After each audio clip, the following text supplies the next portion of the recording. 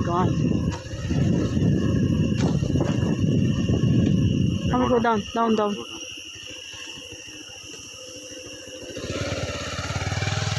Ito yung dadaanan namin guys, pabalik sa bahay nila. Kaya takot ako.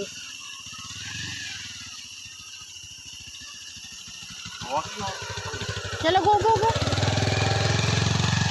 Ayun guys, yan daw kami isasakay niya ako kaya bumaba ako. Nakatakot guys. Pero habulin ko siya. Oh my God.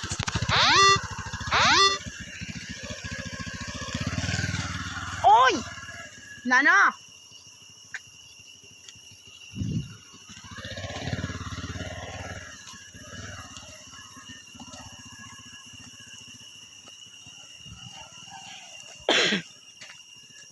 Yung dinaanan namin.